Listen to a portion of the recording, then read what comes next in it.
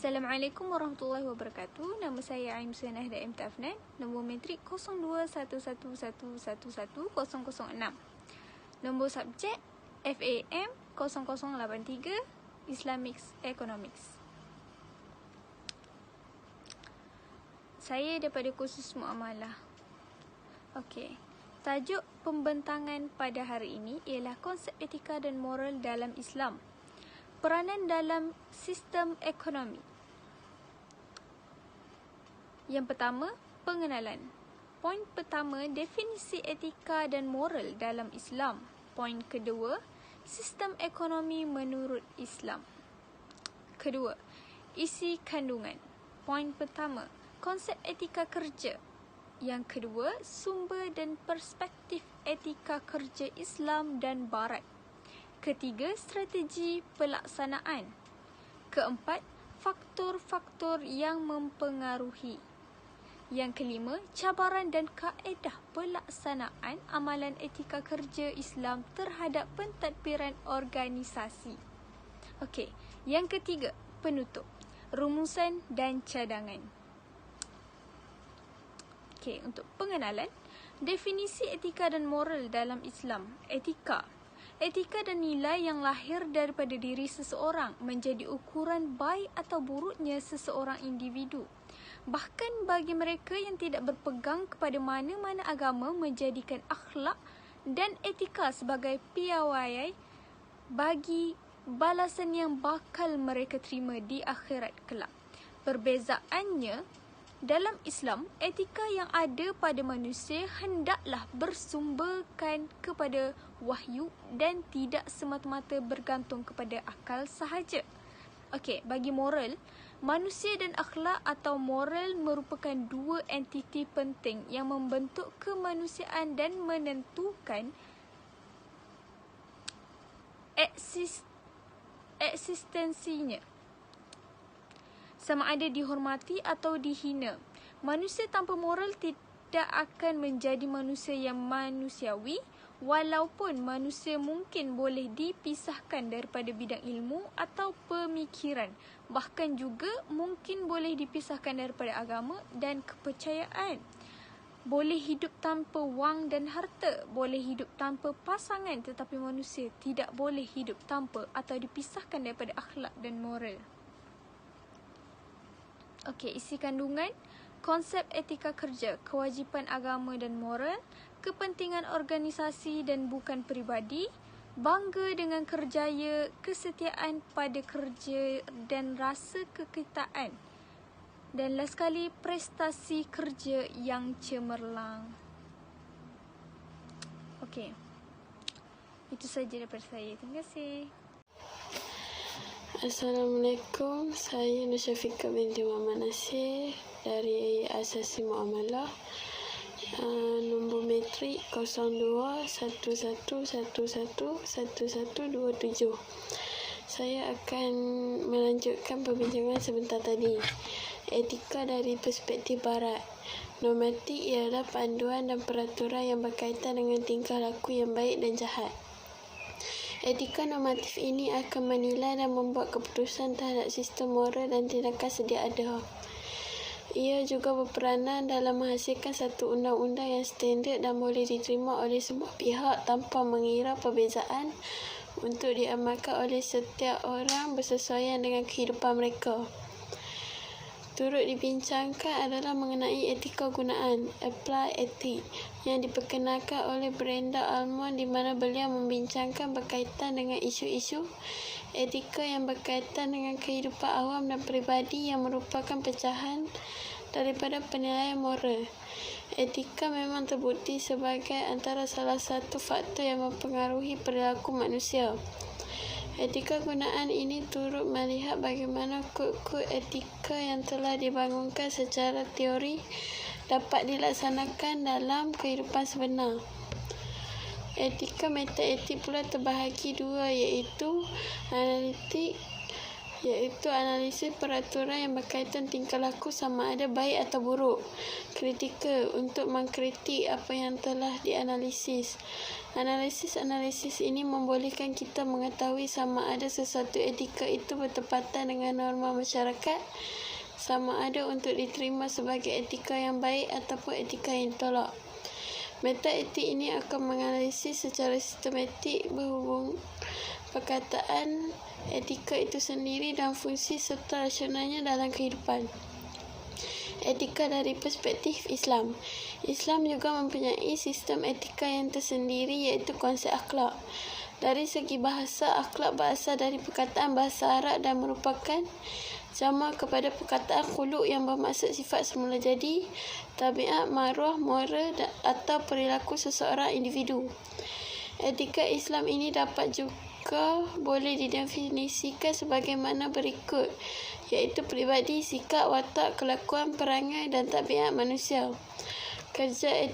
Etika kerja Islam.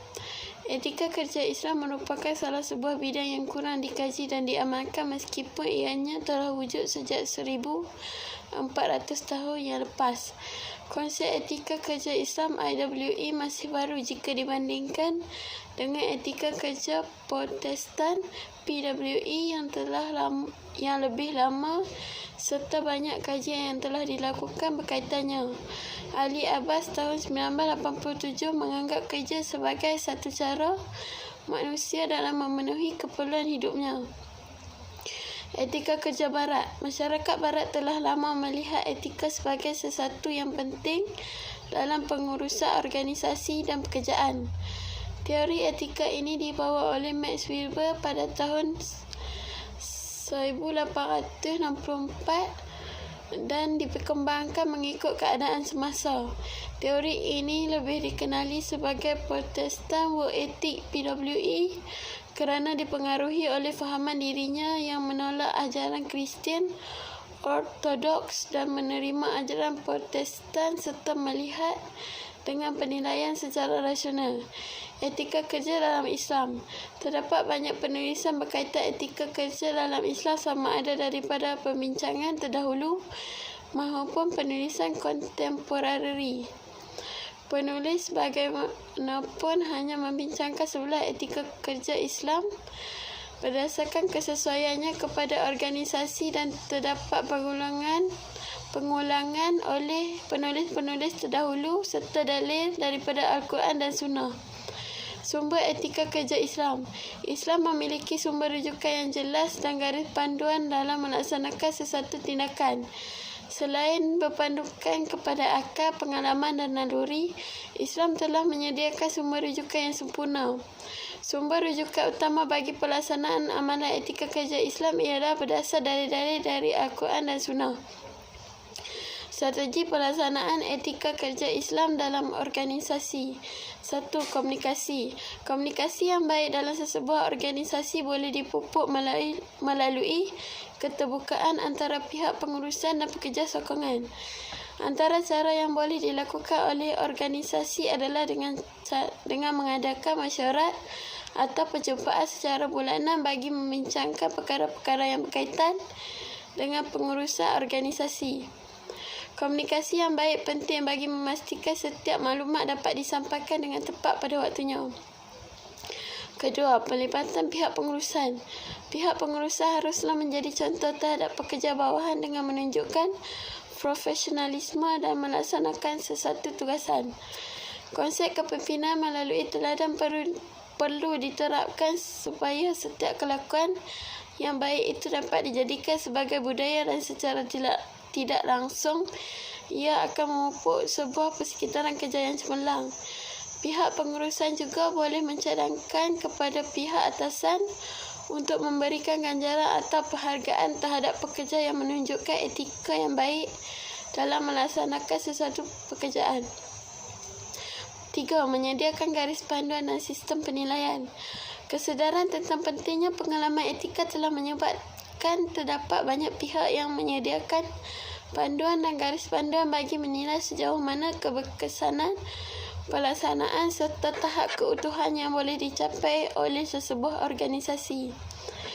Garis panduan dan sistem penilaian seharusnya mampu untuk mencapai beberapa objektif, antaranya mengukur kemajuan organisasi berdasarkan objektif syarikat, membolehkan pengurusan mengetahui apa yang telah dilakukan, mendapatkan maklum-malah serta memberikan ganjaran kepada yang layak.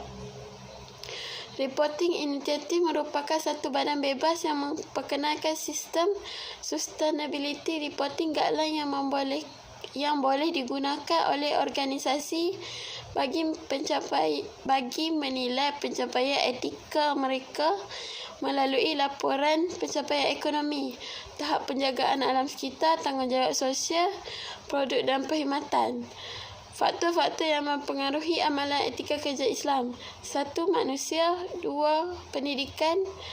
Contohnya pendidikan tidak formal. 3. Persekitaran kerja. 4. Peranan organisasi. 5. Pengaruh kepimpinan.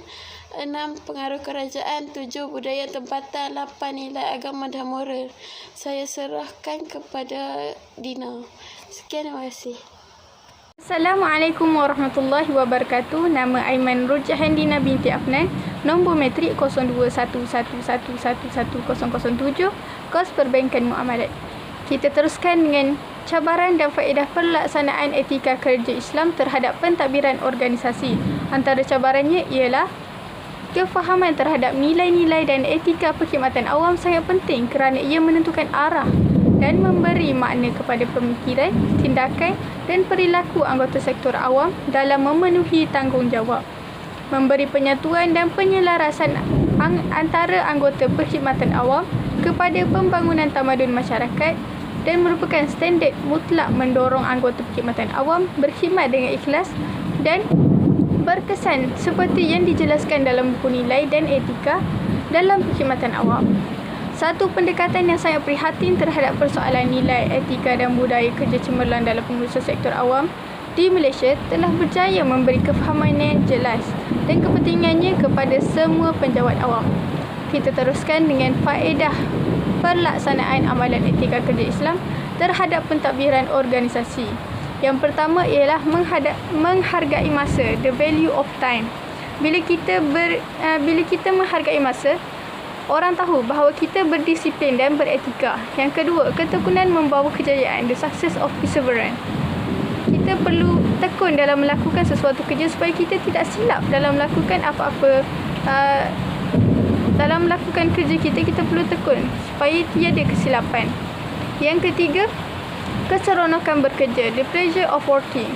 Jika kita melakukan pekerjaan dengan beretika, kita akan merasakan keseronokan bekerja. Yang keempat, kemuliaan kesederhanaan, the dignity of simplicity. Yang kelima, ketinggian peribadi, the worth of character. Jika kita memiliki ketinggian peribadi, orang tahu bahawa kita ini seorang yang berdisiplin, seorang yang beretika, seorang yang boleh menjalankan tanggungjawab dan memegang amanah. Yang keenam, kekuatan sifat baik hati, the power of kindness. Bila kita baik hati, orang selesa dengan kita. Yang ketujuh, pengaruh teladan, the influences of example. Bila kita beretika, orang terpengaruh dan orang akan melakukan perkara yang baik. Orang akan terpengaruh dengan karakter kita. Kita melakukan baik, orang itu akan melakukan kebaikan kepada orang lain juga, kerana itulah pentingnya pengaruh teladan. Yang kesembilan, kewajipan menjalankan tugas, the obligation of duty. Setiap orang perlu ada perasaan bertanggungjawab supaya sesuatu kerja itu berjaya untuk diselesaikan. Yang seterusnya, kebijaksanaan berhemat, the wisdom of economy. Seterusnya, keutamaan kesabaran, the virtue of passion. Dan next, peningkatan bakat, the improvement of talent. Jika kita beretika dan kita menjalankan sesuatu tanggungjawab dengan berkesan dan betul, kita akan mengetahui bakat kita. Dan seterusnya, nikmat mencipta, the joy of organization.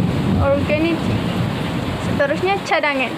Cendekiawan Muslim juga turut menggariskan beberapa perwatakan yang harus dimiliki oleh setiap usahawan Islam. Antara cadangannya ialah yang pertama, ia termasuk kejujuran, amanah, adil, mencintai Allah Subhanahu wa taala sebagai keutamaan hidup, merendah diri, mengamalkan syura, menghindari rasuah, berilmu pengetahuan, berkemahiran, ihsan, boleh dipercayai, istiqamah, tekun bekerja, murah dan seterusnya, berkeinginan untuk menolong orang lain. Usahawan Islam tertakluk kepada etika dan roh syariat Islam dalam melaksanakan aktiviti keusahawanan mereka. Dan seterusnya, mereka mampu melaksanakan perniagaan mereka dengan teliti, dengan betul, telus dan adil sekiranya berjaya menjauhi segala larangan. Keadaan ini akan menjadikan mereka usahawan yang berbeza dengan mana-mana usahawan yang tidak mengambil berat tentang perkara ini, sama ada Muslim atau non-Muslim. Seterusnya kita pergi kepada rumusan. Pertemuan dan pergaulan peradaban majmuk di alam Melayu telah membina etika dan peradaban Malaysia berteraskan nilai disulami dengan rasional legal dan materialism sedunia. Terima kasih. Sekian daripada kumpulan kami. Assalamualaikum.